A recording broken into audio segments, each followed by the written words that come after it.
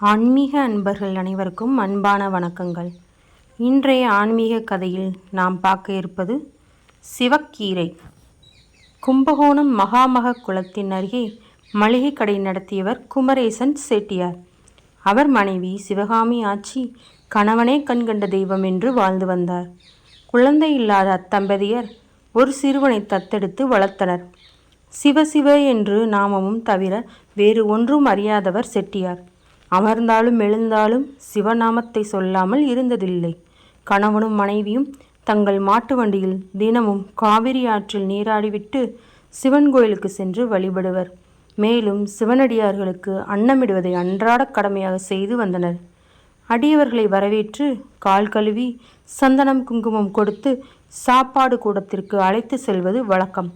வரும் அடியவருக்கு என்ன காய்கறி பிடிக்குமோ அதை ஆச்சி சமைத்து போடுவார். இதற்காக வேலையாட்கள் யாரையும் வைத்து கொள்ளவில்லை. ஒரு நாள் நல்ல மழை, வானம் மூடி கிடந்தது. வாசல் பக்கம் செட்டியார் எட்டி பார்த்தார். மழை பெய்ததால் அடியவர் ஒருவர் கூட அன்று வரவில்லை. செட்டியார் குடையை எடுத்துக்கொண்டு மகாமக குளக்கரைக்கு புறப்பட்டார். ஒரு மண்டபத்தில் சாமியார் ஒருவர் மேனி முழுவதும் திருநீறு பூசி தேவாரம் பாடிக்கொண்டிருந்தார். அவரை தங்கள் வீட்டுக்கு சாப்பிடும்படி அழைத்து வந்தார். ஆச்சி ஓடி வந்து சாமியாரை வணங்கினார். சந்தனம் குங்குமம் கொடுத்து வரவேற்றார். அவரிடம், ஐயா, உங்களுக்கு எந்த காய் பிடிக்கும் என்று சொன்னால் எனக்கு சமையலை தொடங்க வசதியாக இருக்கும் என்றார். உடனே சாமியார் காய்கறி பயிரிட்டு இருந்த இடத்தை நோக்கி வேகமாக நடந்தார். தம்பதியரும் பின்னே சென்றனர்.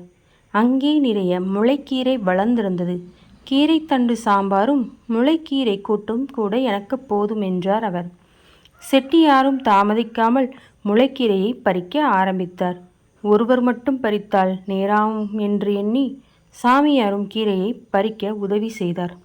சமைக்கும்போது ஆச்சி செட்டியார் பறித்த கீரையையும் சாமியார் பறித்த கீரையையும் தனித்தனியாக வேக வைக்க தொடங்கினார். சாமியார் பறித்த கீரையை தனியாக எடுத்துக்கொண்டு பூஜை அறையில் சுவாமிக்கு நிவேதனம் செய்தார்.